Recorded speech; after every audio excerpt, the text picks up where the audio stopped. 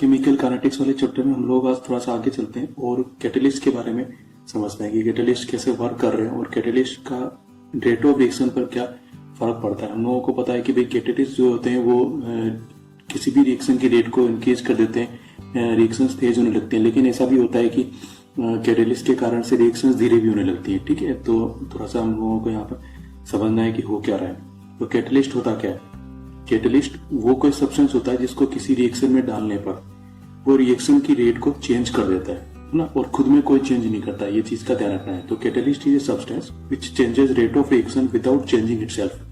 ठीक है, कैटलिस्ट पे कोई फर्क नहीं पड़ने वाला। कैटलिस्ट खाली हेल्प करता है रिएक्शन की रेट को चेंज करने में। अब देखो, मैंने कहा कि रेट ऑफ रिएक्शन जो है वो इंक्रीज भी हो सकता है और डिक्रीज भी हो सकता है। तो ऐसे कैटलिस्ट जो रेट ऑफ रिएक्शन को इंक्रीज करते हैं उनको हम लोग पॉजिटिव कैटलिस्ट कहते हैं, और ऐसे कैटलिस्ट जो रेट ऑफ रिएक्शन को डिक्रीज करते हैं उनको हम नेगेटिव कैटलिस्ट कहते हैं। तो इस चीज को मैंने यहाँ मेंशन कर रखा है कि catalyst is a substance which changes rate of reaction without changing itself. मैंने यहाँ पर बता रखा है कि पॉजिटिव कैटलिस्ट क्या काम करता है, रेट को इंक्रीज करता है, और नेगेटिव कैटलिस्ट क्या काम करता है, रेट को डिक्रीज करता है।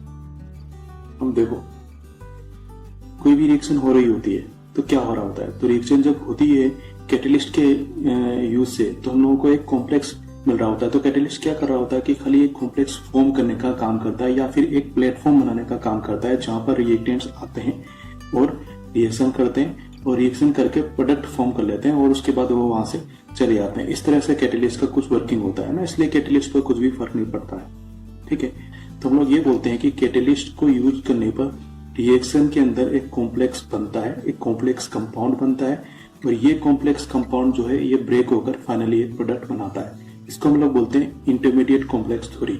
तो उसको हम लोगों ने यहाँ पे लिखा है, according to intermediate complex theory catalyst forms complex compounds with reactants and this complex compound ultimately breaks and form products. ठीक, अब देखो, इसको हम लोग एग्जांपल के तौर पर थोड़ा सा समझ लेते हैं। मान लो हमारे पास में कोई रिएक्शन है P और Q में, तो P प्लस Q से हम लोगों को फाइनली एक प्रोडक्ट मिल रहा है PQ, जिसका नाम हम लोगों ने PQ दे दिया। तो जब हम लोग कैटलिस्ट यूज नहीं कर रहे हैं तो नो कैटलिस्ट वाली कंडीशन के अंदर क्या होता है कि P और Q पास में आएंगे। कुछ ये बॉन्ड फॉर्म करने की स्टेट है यहाँ पर, तो ये कॉम्प्लेक्स की स्टेट नहीं है। हम लोग इस स्टेट को बोल रहे हैं कि कुछ बॉन्ड ब्रेक हो रहे हैं और कुछ बॉन्ड फॉर्म हो रहे हैं और फाइनली हम लोगों को एक प्रोडक्ट मिल रहा है। ठीक है, लेकिन जब कैटलिस्ट यूज कर रहे होते हैं तब क्या होता है, if catalyst C is present, catalyst का नाम हम लोगों ने C दे दिया है, तब यहाँ पर क्या हो रहा होता है कि P और Q आएंगे, C के साथ में कुछ कॉम्प्लेक्स बनाएंगे, C खाली हेल्प कर रहा होता है। तो यहाँ पर जो हम लोगों ने फिगर बनाया है P, Q और C ट्राइंगल जैसा, ये खाली एक चीज शो कर रहा है कि हम लोग यहाँ पर कोई इंटरमीडिएट कॉम्प्लेक्स देख रहे हैं। ठीक है, और ये जो इंटरमीडिएट कॉम्प्लेक्स है ये फाइनली ब्रेक होएगा और हम लोगों को प्रोडक्ट मिलेगा। C तो एज इट इज मिल जाने वाला है, प्रोडक्ट क्या बनेगा PQ, क्योंकि हम लोगों ने प्रोडक्ट को क्या बोल रखा है PQ। इस तरह से कुछ रिएक्शन कैटलिस्ट की प्रेजेंस में हो रही होती है। ठीक, अब देखो, कैटलिस्ट रिएक्शंस को आसान क्यों कर देता है। कैटलिस्ट एक्चुअली क्या कर रहा होता है, कैटलिस्ट जो है वो रेट ऑफ रिएक्शन को इंक्रीज कर रहा होता है। हम लोग यहाँ पर ये मान के चल रहे हैं कि पॉजिटिव कैटलिस्ट हम लोग यूज कर रहे हैं। ठीक है, तो रेट ऑफ रिएक्शन इंक्रीज होएगा, इसका मतलब है ज्यादा मॉलिक्यूल्स ऐसे हैं जो इनकी एनर्जी ज्यादा है या फिर वो अच्छी तरीके से या ज्यादा कोलिजन कर पा रहे हैं। ठीक, तो इसका मतलब ये हो गया है कि जो रिएक्टेंट्स है उनकी एक्टिवेशन एनर्जी कम हो गई है, तभी तो ऐसा हो सकता है।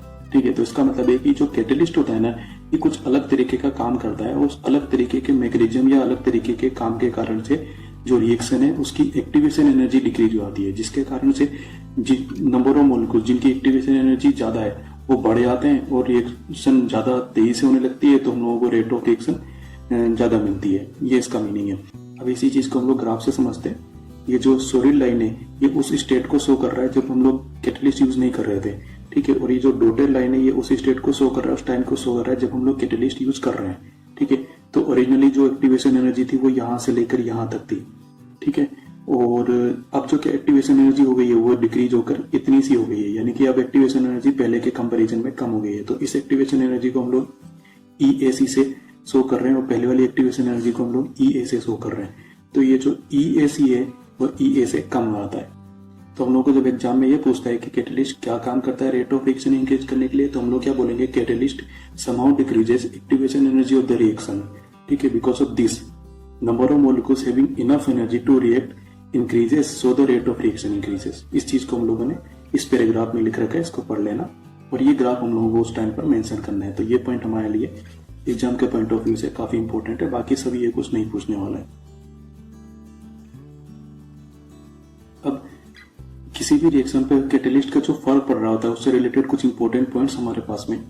अब इसमें पहला पॉइंट ये है कि जो कैटेलिस्ट होता है वो रिएक्टेंट्स और प्रोडक्ट्स की एनर्जी को चेंज नहीं करता। भाई इसने खाली एक्टिवेशन एनर्जी को कम किया है, उसने रिएक्टेंट्स और प्रोडक्ट्स की एनर्जी को चेंज नहीं किया है। ठीक है, क्योंकि रिएक्टेंट्स और प्रोडक्ट्स की एनर्जी चेंज नहीं होती तो एंथैल्पी चेंज नहीं होती, इसलिए इंटरनल एनर्जी भी चेंज नहीं होती। तो ध्यान रखना है कि catalyst does not change the enthalpy of the reaction and also it doesn't change the internal energy of the reaction. ध्यान रखना है, ये खाली एक्टिवेशन एनर्जी को किसी तरीके से रिड्यूस कर देता है, बस काम खत्म। ठीक है। दूसरा, catalyst can not start the reaction. Catalyst reaction start नहीं कर सकता। किसी रिएक्टेंट के अंदर रिएक्शन नहीं हो रही है तो नहीं हो रही, खत्म बात। रिएक्शन हो रही होगी तभी ये कुछ वर्क कर पाएगा, नहीं तो ये वर्क नहीं कर पाएगा। ठीक है। नेक्स्ट है, कैटेलिस्ट इक्विलिब्रियम कांस्टेंट को चेंज नहीं करता। ध्यान रखना है कि it does not change equilibrium constant. ठीक है, क्यों?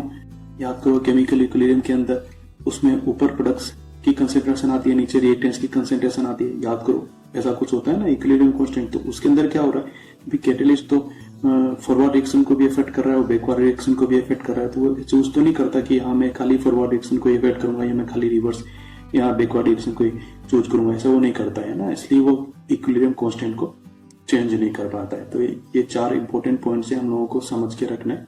इन पे कभी कोई क्वेश्चन पूछता है तो हम लोगों को इनकी लिस्ट बना के आंसर कर देना है। नेक्स्ट हम लोग इस चैप्टर के इंपॉर्टेंट टॉपिक की तरफ आ रहे हैं, कोलिजन थ्योरी। कोलिजन थ्योरी में हम लोगों को क्या बोला गया है कि कोई भी रिएक्शन होगी, ठीक है, तो कोई भी रिएक्शन होगी तो वो तब होगी जब हमारे पास में इनफ एनर्जी वाले मॉलिक्यूल्स हैं और वो प्रॉपर ओरिएंटेशन में रिएक्ट कर पा रहे हैं या प्रॉपर ओरिएंटेशन में कोलाइड कर पा रहे हैं, तभी वो रिएक्शन होगी, नहीं तो वो रिएक्शन नहीं होगी। तो ऐसे जो प्रॉपर ओरिएंटेशन वाले कोलिजन्स होते हैं उनको हम लोग इफेक्टिव कोलिजन्स कहा करते हैं। ठीक है, अब इस थ्योरी को हम लोग एक बार पढ़ लेते हैं। This theory states that a reaction takes place when reactant molecules of enough energy collide with each other in proper orientation। तो ये वर्ड हम लोगों को ध्यान रखना है, in proper orientation। Such collisions are known as effective collisions। इसके बारे में हम लोगों ने पहले भी बात की थी, थोड़ा सा और हम लोग इसके बारे में बात करेंगे। अब इस थ्योरी की इंपॉर्टेंट चीज ये है कि इसमें रिएक्टेंट्स के मॉलिक्यूल्स को सॉलिड स्फीयर माना गया है। ठीक है, और इसके बेसिस पर हम लोगों को यहाँ पर कुछ कंक्लूजन दे रखे हैं। तो हम लोगों को ध्यान रखना है इस नोट को, जहां पर ये मैंने मेंशन किया है कि जो मॉलिक्यूल्स हैं वो सॉलिड स्फीयर्स होते हैं और इसके बेसिस पर हम लोगों को ये थ्योरी दे रखी है। जैसे फॉर एग्जांपल अपने पास में रिएक्शन है NO2 + NO2 = N2O4। तो हो सकता है कि जब ये NO2 NO2 आपस में कोलाइड करें तो उस तरीके से कोलाइड करें कि नाइट्रोजन और नाइट्रोजन आपस में कोलिजन कर पा रहे हैं। ठीक है, और हम लोगों को N2O4 मिल पा रहा है क्योंकि यहाँ पर नाइट्रोजन और नाइट्रोजन के बीच में बॉन्डिंग बन रही है। तो ये जो हो रहा है वो प्रॉपर ओरिएंटेशन में हो रहा है। तो ये इस तरह से कोलाइड नहीं करेंगे, प्रॉपर ओरिएंटेशन में कोलाइड नहीं करेंगे तो N2O4 नहीं बन पाएगा। जैसे दूसरा वाला फिगर है, इस वाले फिगर में ऑक्सीजन नाइट्रोजन पर अटैक कर रहा है तो यहाँ पर बॉन्डिंग बनी नहीं है क्योंकि प्रोडक्ट के अंदर तो नाइट्रोजन और नाइट्रोजन के बीच में बॉन्डिंग बननी है। ठीक है, तो इस वाली स्टेट के अंदर ये लोग प्रॉपर ओरिएंटेशन में कोलाइड नहीं कर रहे हैं, तो इसका मतलब है कि यहाँ पर कोई भी प्रोडक्ट नहीं बनेगा। यानी कि ये जो है खाली कोलाइड करेंगे, कोलाइड करके वापस अलग हो जाएंगे, तो हम लोगों को वापस से NO2 ही मिल रहा होता है। एक्चुअली कोई नया प्रोडक्ट यहाँ पर नहीं बन रहा होता है। ये कोलिजन थ्योरी का मीनिंग है। ठीक है, तो कोलिजन थ्योरी क्या बोल रही होती है कि सारे कोलिजन जो है वो केमिकल चेंज नहीं लेके आ पाते, सारे कोलिजन्स के कारण से फाइनली प्रोडक्ट नहीं बन रहा होता है, खाली कुछ इफेक्टिव कोलिजन्स ही हैं जिनके कारण से प्रोडक्ट बन रहा होता है। ठीक है, अब हमारे पास में यहाँ पर एक टर्म है जिसको हम लोगों को याद करना है, कोलिजन फ्रीक्वेंसी। इसको हम लोग Z से लिखते हैं या ZAB से लिखते हैं या ZPQ से लिखते हैं। Z तो जनरल टर्म हो गया, हम लोगों ने रिएक्टेंट को A और B से लिखा है तो ये ZAB से लिखा जाएगा, रिएक्टेंट्स को P और Q से लिखा है तो इसको हम लोग ZPQ से लिखेंगे बस। ठीक है, तो ये होता क्या है, ये डेफिनेशन हम लोगों को ध्यान रखनी है। It is the number of collisions that take place per unit volume per second in a reaction. It is the number of collisions that takes place per unit volume per second in a reaction. ठीक है, तो ये definition हम लोगों को ध्यान रखनी है। डेफिनेशन हम लोगों ने यहाँ मेंशन कर रखी है, ये हमारे लिए इंपॉर्टेंट है। ठीक है, तो केमिकल काइनेटिक्स वाले चैप्टर में हम लोगों ने जो अब तक पढ़ा है उसमें कोई भी रिएक्शन को प्रॉपर होने के लिए या किसी भी तरह के कोलिजन्स के लिए 2 तरह के बैरियर्स हम लोगों को क्रॉस करने पड़ते हैं। एक तो मिनिमम एनर्जी की जरूरत पड़ती है ना, यानी कि एनर्जी बैरियर को हम लोगों को क्रॉस करना पड़ता है। दूसरा ओरिएंटेशन भी प्रॉपर होना चाहिए, यानी कि ओरिएंटेशन बैरियर को हम लोगों को क्रॉस करना पड़ता है। तो कोई पूछता है कि what type of barriers should be cleared for a collision to takes place. हम लोगों को दो नाम बोल रहे हैं, पहला एनर्जी बैरियर और दूसरा ओरिएंटेशन बैरियर। अब जो हम लोगों ने कोलिजन थ्योरी पढ़ी थी उसके मेन पॉइंट्स हम लोगों ने यहाँ पर मेंशन कर रखे हैं। तो जब कोई कोलिजन थ्योरी के बारे में बात करता है तो ये मेन पॉइंट्स हम लोगों को आंसर में लिखना है। पहला मेन पॉइंट क्या है, for a reaction to occur there must be collisions between reacting species. ये पहला पॉइंट है, जब कोलिजन ही नहीं होगा तो रिएक्शन कैसे होगी। दूसरा, only a certain fraction of total number of collisions is effective in making the product. ठीक है, सारे के सारे कोलिजन्स जो हैं वो फाइनली प्रोडक्ट नहीं बना पाते, उसका कुछ फ्रैक्शन यानी कि उसके कुछ परसेंटेज ही फाइनली प्रोडक्ट बना पाते हैं, ये इसका मतलब है। तीसरा है, for effective collisions the molecules should possesses sufficient energy and orientation. तो जब कोलिजन्स हो रहे हैं तो पता है हम लोगों को कि भाई जो मॉलिक्यूल्स है उनमें सफिशिएंट एनर्जी होनी चाहिए और उनका प्रॉपर ओरिएंटेशन होना चाहिए। तो जब कोलिजन थ्योरी के बारे में हम लोगों को पूछता है तो ये 3 पॉइंट हम लोगों को आंसर में मेंशन करना है। अब हम लोग कोलिजन थ्योरी की लिमिटेशन के बारे में बात करते हैं। देखो, मैंने कोलिजन थ्योरी में एक नोट बताया था, उसमें ये बोला था कि कोलिजन थ्योरी ने मॉलिक्यूल्स को स्फेरिकल शेप माना हुआ है। ठीक है, तो मॉलिक्यूल्स तो हमेशा स्फेरिकल शेप में होते नहीं है, इनके शेप अलग अलग होते हैं। तो ये जो कंसिडरेशन है यही इसका लिमिटेशन है और यही इसका ड्रॉबैक है। ठीक है, क्योंकि जब उन्होंने इस चीज को फॉर्मुलेट किया तो एक्चुअल शेप को उन्होंने कंसीडर नहीं किया। ठीक, उसी इसका ड्रॉबैक है। So it assume that the molecules are spherical so it differ for actual shapes of the molecules. तो हम लोग को जब ये पूछता है लिमिटेशन तो ये वाला पेरा ये लाइंस हम लोगों को एग्जाम में मेंशन करनी है। अब हम लोग इस रिएक्शन पे आते हैं। मान लो रिएक्शन है P + Q = प्रोडक्ट। ठीक है, तो कोलिजन फ्रीक्वेंसी को हम लोग Z से लिखते हैं, तो उस समय पर रेट कांस्टेंट कैसे देंगे। तो रेट कांस्टेंट का फॉर्मूला बन जाएगा Z × e⁻ EA/RT। अब हमारे पास में एक नया सा टर्म है जिसको हम लोग स्टेरिक फैक्टर बोल देते हैं या प्रोबेबिलिटी बोल देते हैं। ये जो कुछ भी है एक्चुअली ये सारे के साथ तो रिएक्शन में काम नहीं आ रहा है, इसका कुछ परसेंटेज काम आ रहा है, तो इसको हम लोग P से मल्टीप्लाई कर देते हैं और हम लोग नया रेट कांस्टेंट बोल देते हैं कि rate constant is equal to PZ e⁻ EA/RT। ये हम लोग को ध्यान रखना है। अब इसको हम लोग जब आरएनएस इक्वेशन से कंपेयर करते हैं तो ये जो पहले वाला पार्ट आता है E से पहले वाला पार्ट ये हमारा A हो जाता है। तो हम लोगों को इस पर भी क्वेश्चन पूछ रखे हैं कि रेट कांस्टेंट क्या बन जाएगा। ये हो जाएगा PZ × e⁻ और आरएनएस इक्वेशन के हिसाब से आरएनएस कांस्टेंट या आरएनएस फैक्टर क्या बन जाएगा A = P × Z। P क्या है, P स्टेरिक फैक्टर है। ठीक है, हम लोग नए टॉपिक पर आते हैं, molecularity of A reaction. Molecularity का मतलब कुछ मॉलिक्यूल से हो गया।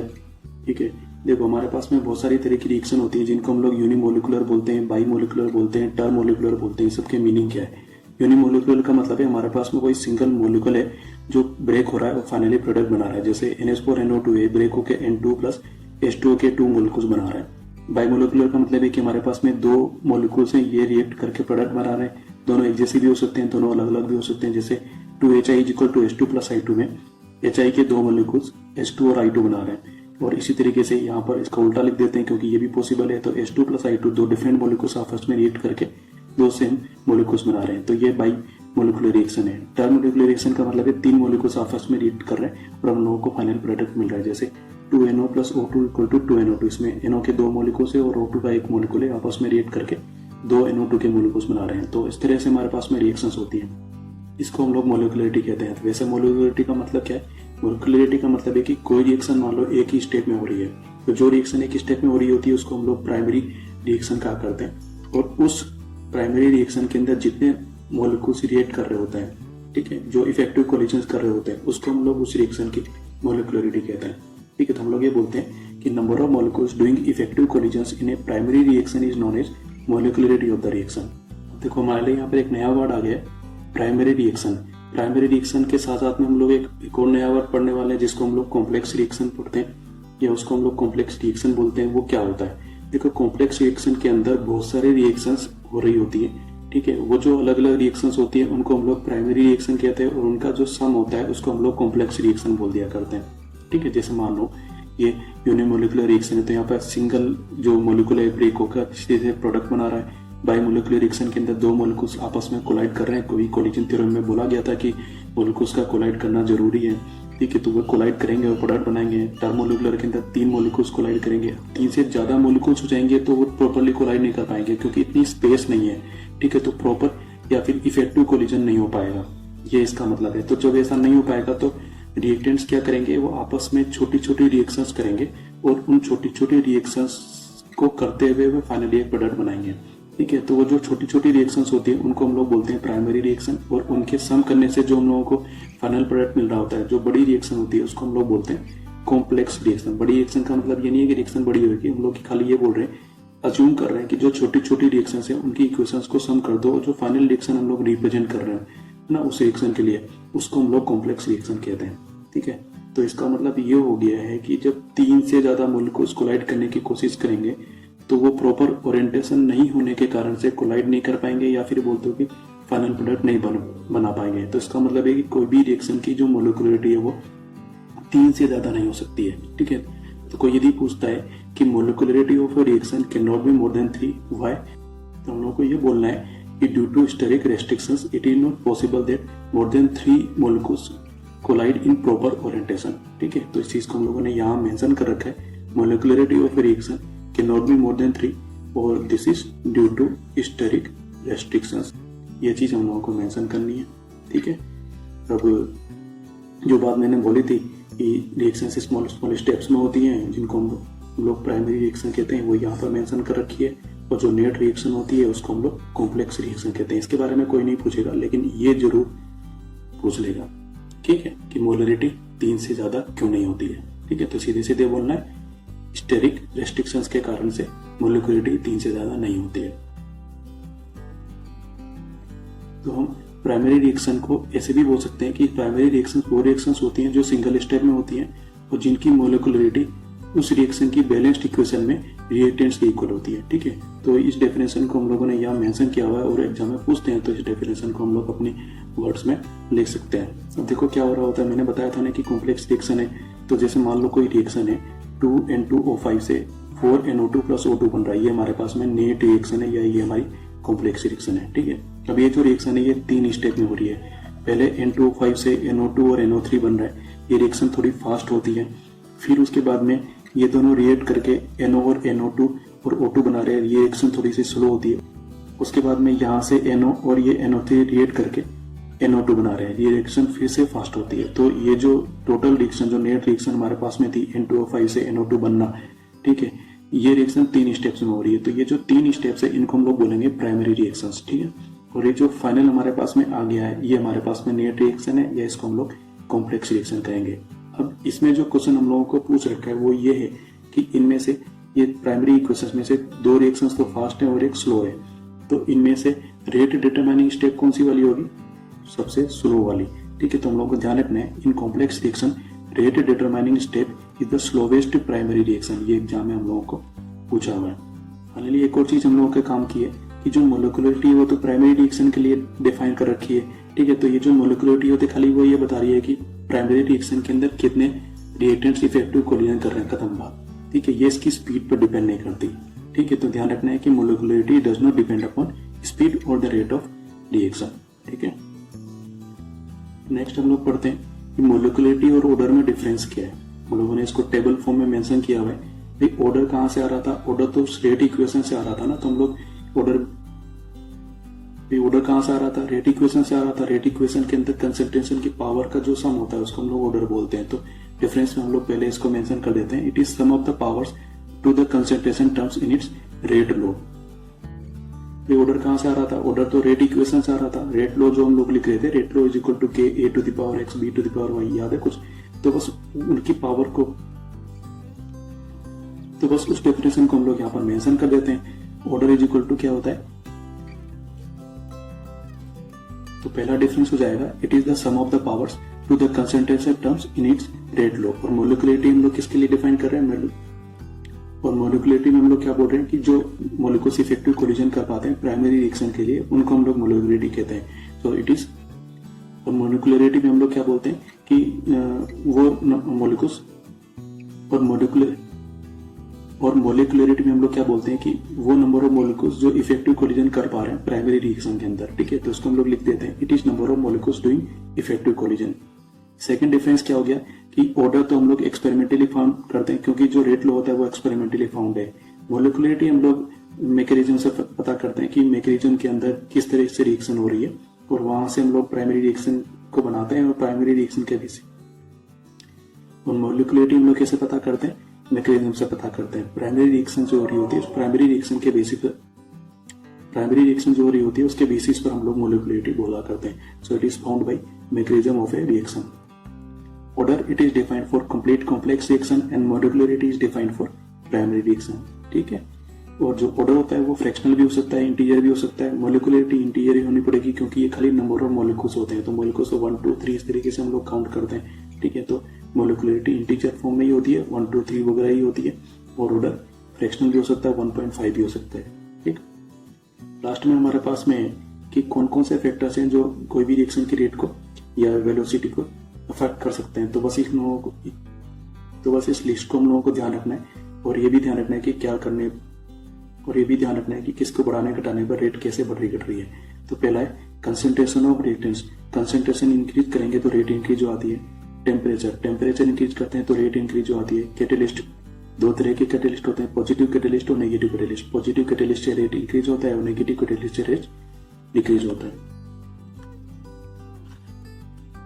पॉजिटिव कैटेलिस्ट से रेट इंक्रीज होता है और नेगेटिव कैटेलिस्ट से रेट डिक्रीज होता है। नेक्स्ट प्रेशर, गैसियस रिएक्शंस के लिए प्रेशर को हम लोग यूज करते हैं। प्रेशर इंक्रीज करने पर rate of reaction gaseous reactions के लिए बढ़ता है, स्पीड बढ़ती है।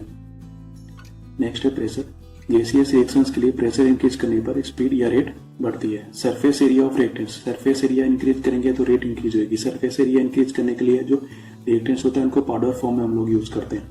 ठीक है, type of reaction, type of reaction का मतलब है कुछ रिएक्शंस तो आयंस के बीच में होती है, कुछ रिएक्शंस कोवलेंट बॉन्ड ब्रेक करके होती है। तो जो रिएक्शंस आयंस के बीच में हो रही होती है तो वो ऑब्वियसली फास्ट होंगी क्योंकि उसमें पहले से ही आयंस हमारे पास में। और जो रिएक्शंस कोवलेंट बॉन्ड ब्रेक करने के कारण होती है उसमें पहले कोवलेंट बॉन्ड ब्रेक होंगे, उसके बाद में रिएक्शन होंगे, तो वो थोड़ा सा टाइम टेकिंग होंगे। ठीक है, तो इसलिए जो आयंस के बीच में रिएक्शंस होती है उनकी रेट ज्यादा होगी, और जो रिएक्शंस मॉलिक्यूल्स के बीच में होती है उनकी रेट थोड़ी कम होगी।